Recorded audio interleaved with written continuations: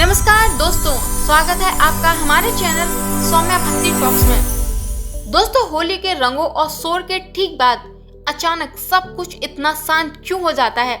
क्यों एक ऐसा दिन आता है जब घरों में चूल्हा जलाना पाप माना जाता है? एक ऐसी देवी जिनके एक हाथ में झाड़ू है और दूसरे में शीतल जल का कलश। आखिर क्यों हमारे पूर्वजों ने होली के तुरंत बाद बासी भोजन खाने की ये अजीब परंपरा शुरू की? क्या ये सिर्फ एक अंधविश्वास है या इसके पीछे छिपा है कोई ऐसा गहरा रहस्य जो आपकी जान बचा सकता है? आज हम इस वीडियो में जानेंगे माता शीतला की उस शक्ति के बारे में जो जलती हुई गर्मी में भी जीवन को शीतलता प्रदान करती है। तो इस वीडियो में हमारे साथ अंत तक बने रहें। दोस्तों, होली का खुमार अभी उतरा भी नहीं। दोस्तों, होली का रंग अभी उतरा भी नहीं कि हम एक ऐसे त्योहार की तैयारी में जुट जाते हैं जो सुनने में थोड़ा अलग लगता है। शीतला अष्टमी, जिसे उत्तर भारत में बसौड़ा भी कहा जाता है। अक्सर हमारे मन में एक सवाल आता है कि रंगों के त्योहार के तुरंत बाद माता शीतला की पूजा क्यों इस दिन बासी यानी ठंडा भोजन खाया जाता है? दोस्तों, आज की इस वीडियो में हम माता शीतला की उत्पत्ति, माता शीतला की पूजा के पीछे की पौराणिक कथा और सबसे जरूरी और इसके पीछे छिपे रहस्यों को जानेंगे, जिसे जानकर आप हैरान रह जाएंगे। दोस्तों, माता शीतला की कथा बहुत ही रोचक है और ये हमें स्वच्छता, सेवा और अहंकार के त्याग का संदेश देती है। ये कथा उस समय की है जब धरती पर भयानक गर्मी और बीमारियां फैल रही थीं। प्राचीन काल में माता शीतला ने एक बूढ़ी औरत का रूप धारण किया और धरती पर विचरण करने के लिए निकली। वे एक गांव में पहुंची जहां चारों ओर चेचक और तेज बुखार का प्रकोप था। माता के बाल बिखरे हुए थे, शरीर पर छाले थे और उनके हाथ में एक सूप यानी टोकरी और झाड़ू थी। वे गांव के हर घर के पास गईं और सहायता मांगी, लेकिन लोगों ने उनके डरावने और बीमारी स्वरूप को देखकर उन्हें दुत्कार दिया। कोई उन्हें पत्थर मारता तो कोई अपने घर का दरवाजा बंद कर लेता। लोग अपने दुख में इतने अंधे थे कि उस बूढ़ी औरत का दर्द नहीं देख पाए। भटकते भटकते माता एक गरीब कुम्हारिन के घर पहुंची। वो कुम्हारिन बहुत ही दयालु और सरल मन की थी। उसने जैसे ही उस बूढ़ी औरत को देखा, उसे दया आ गई। उसने माता को सम्मान के साथ बिठाया और देखा कि वे गर्मी और प्यास से तड़प रही हैं। कुम्हारिन ने तुरंत ठंडा जल मंगाया और माता को पिलाया। उस दिन उसने माँ के लिए ठंडा यानी वासी दही और चावल खाने को दिए। माता ने वो भोजन बड़े ही चाव से खाया। जैसे ही माता ने वो ठंडा भोजन ग्रहण किया, उनके शरीर की जलन शांत हो गई। प्रसन्न होकर माता ने अपना असली स्वरूप प्रकट किया। कुम्हारिन चकित रह गई और माँ के चरणों में गिर पड़ी। तब माता ने उससे कहा, पुत्री, मैं तेरी सेवा से अत्यंत प्रसन्न हूँ। आज से जो भी भक्त चैत्र मास के कृष्ण पक्ष की अष्टमी को ठंडा भोजन ग्रहण करेगा और मेरी पूजा करेगा, उसे चेचक, बुखार या गर्मी से होने वाली बीमारियां कभी नहीं सताएंगी। देखते ही देखते उस कुम्हारिन के घर के सभी लोग स्वस्थ हो गए और पूरे गांव में माता की कृपा फैल गई।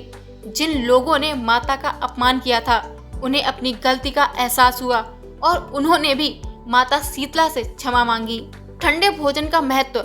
माँ को अग्नि यानी गर्म भोजन पसंद नहीं है, क्योंकि वे शीतला की देवी हैं। इसलिए इस दिन घर में चूल्हा नहीं जलता। कुम्हार का प्रतीक। माता का वाहन गदा है, जो अक्सर कुम्हार के पास होता है। इसीलिए कई जगहों पर कुम्हार जाति के लोग इस पूजा में विशेष भूमिका निभाते हैं।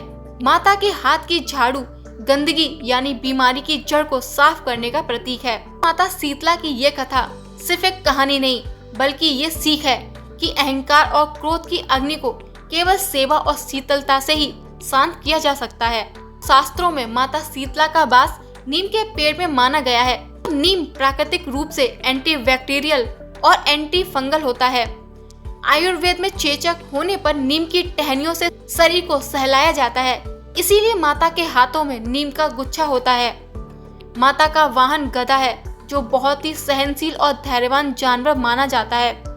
यह संदेश देता है कि बीमारी के समय इंसान को घबराना नहीं चाहिए, बल्कि गधे की तरह धैर्य और सहनशीलता रखनी चाहिए।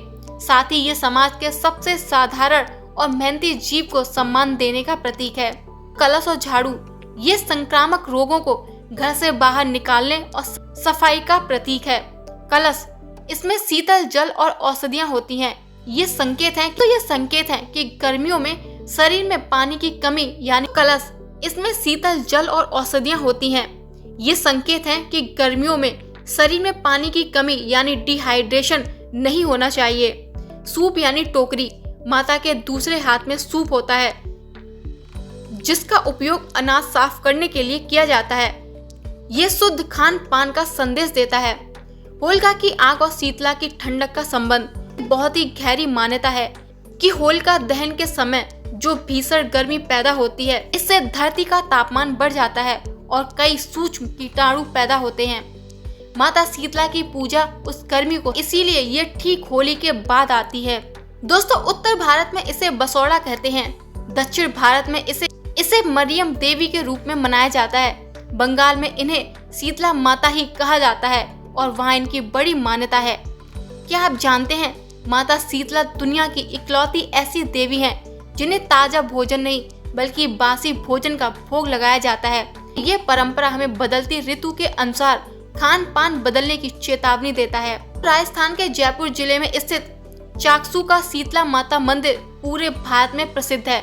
दोस्तों, चाकसू में माता का मंदिर एक छोटी सी पहाड़ी पर स्थित है जिसे सील की डुंगरी कहा जाता है। सील का अर्थ होता है ठंडा या शीतल। यहाँ की मान्यता इतनी प्रबल है कि उसे उत्तर भारत का सबसे बड़ा शीतला माता का धाम माना जाता है।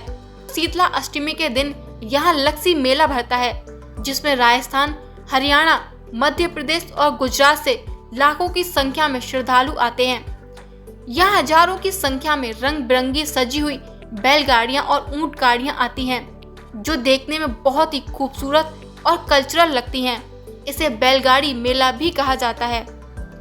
कहा जाता है कि जयपुर के महाराजा सवाई माधो सिंह ने इस मंदिर का निर्माण करवाया था। मान्यता है कि उनके पुत्र को चेचक रोग हो गया था और माता की कृपा से ही वो ठीक हुआ। इसी के आभार में राजा ने इस भव्य मंदिर का निर्माण पहाड़ी पर करवाया। चाकसू के मेले की सबसे बड़ी विशेषता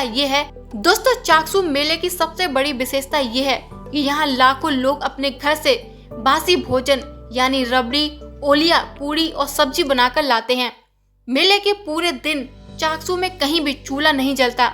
माता को ठंडी रबड़ी, दही का भोग लगाया जाता है। दोस्तों, क्या आप जानते हैं, चाकसू मंदिर की एक बहुत ही अनोखी बात यह है कि यहाँ माता की खंडित यानी टूटी हुई मूर्ति की पूजा की जाती है। आमतौर पर हिंदू धर्म में खंडित मूर्ति की पूजा नहीं की जाती, लेकिन शीतला माता के मामले में मान्यता है कि खंडित मूर्ति ही उनकी शीतलता और रोगों को हरने की शक्ति को दर्शाती है।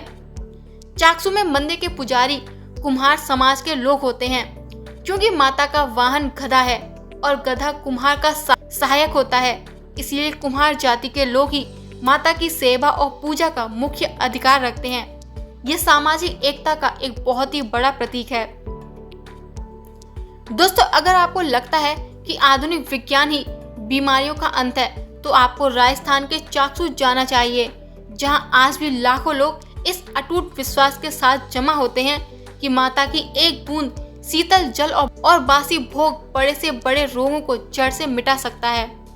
तो दोस्तों, आज हमने जाना कि होली के तुरंत बाद माता शीतला की पूजा और राजस्थान के चाकसू में भरने वाला ये विश्वास मेला सिर्फ एक धार्मिक रस्म नहीं, दोस्तों, ये हमारे पूर्वजों की वो बुद्धिमानी है जो हमें मौसम के बदलाव के प्रति सचेत करती है। माता शीतला का ये बासी भोजन और ठंडा जल हमें संदेश देता है कि आधुनिकता की दौड़ में हम अपनी सेहत और स्वच्छता के नियमों को ना भूलें। चाहे चाकसू की वो पहाड़ी हो या आपके घर का वो छोटा सा कोना जहां आप बसौड़ा पूजते हैं, विश्वास हर जगह एक ही है, शीतलता ही जीवन का आधार है। दोस्तों, उम्मीद है माता शीतला और चाकसू के इस अद्भुत इतिहास की जानकारी आपको पसंद आई होगी। दोस्तों, क्या आपके परिवार में भी शीतला अष्टमी पर चूल्हा न जलाने की परंपरा है या आपने कभी चाकसू का वो रंगीला मेला देखा है? तो हमें कमेंट्स में अपनी राय जरूर शेयर करें। अगर आपको ये वीडियो और इसकी जानकारी पसंद आई हो तो उसे अपने दोस्तों और परिवार के साथ शेयर करें। जिससे हमारी ये परंपरा हर घर तक पहुंच सके। अगर आपको ये वीडियो पसंद आई हो तो इसे लाइक करें, शेयर करें। दोस्तों मिलते हैं एक और ऐसी आध्यात्मिक वीडियो के साथ। तब तक के लिए जय मां शीतला, जय माता दी।